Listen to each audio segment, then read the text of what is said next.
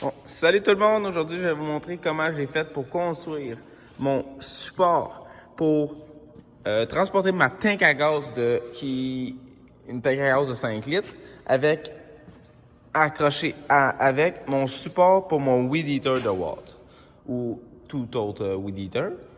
Bon, ben pour commencer, ce que j'ai pris, je me suis pris 4 morceaux de flatboard, comme vous pouvez voir, pour faire mon coin ici, en fait mes 4 coins. Ensuite, je me suis soudé ça très solidement ensemble. Ensuite, je me suis pris d'autres flatboards pour faire mes côtés. Je n'ai aucune idée pourquoi je me suis pris des flatboards.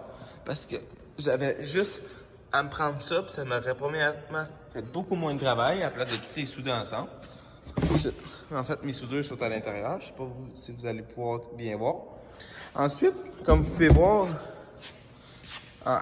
comme vous avez pu voir plus tôt, ici, je suis venu me souder des bottes en dessous pour que je puisse me le tenir très solidement après mon rack de scooter. Ce que j'ai utilisé pour le fixer solidement, en fait, au départ, c'était des petites clips comme ça pour... ça sert à tenir des tuyaux, des choses comme ça. Puis, j'arrêtais pas d'en casser. Fait que ce que j'ai fait, c'est j'ai pris la même chose, parce que je me suis rajouté un plus gros par-dessus. Puis, sérieusement, depuis que j'ai fait ça de même, j'ai même plus de problème. Zéro.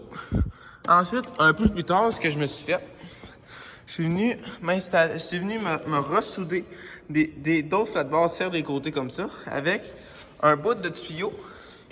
Vous allez peut-être mieux voir par en dessous.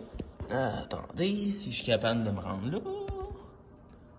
Moi, on peut peut-être voir un bout de tuyau que je me suis coupé en deux pour pouvoir me faire un rond. Puis c'était beaucoup trop lousse. Fait que je suis venu me mettre beaucoup de tape à hockey. Je vais vous montrer, comme ça. Je suis venu mettre beaucoup de tape à hockey. Ensuite, j'en ai mis assez pour que ça soit solide. Ensuite, je suis venu me prendre des collants en métal. Que je me suis mis ensuite du tape encore à hockey pour essayer de moins maganer mon weed eater possible. Puis ensuite, je suis venu m'attacher une strap comme ça pour pas que ça bouge. Puis pareil pour ma tank à gaz, hein. Regardez bien, j'ai une autre strap qui s'en vient comme ça.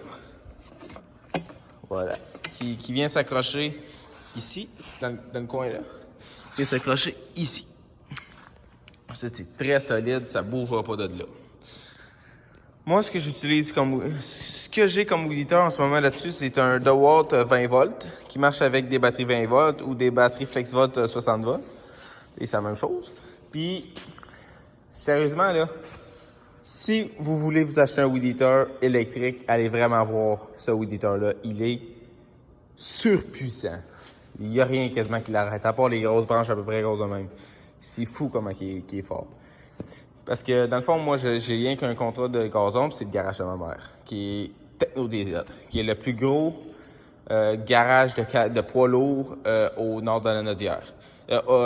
Excusez-moi, au nord de Montréal, c'est ça que je veux dire. Fait que si vous avez aimé, abonnez-vous, lâchez un like, puis on se revoit dans une prochaine vidéo. Ciao!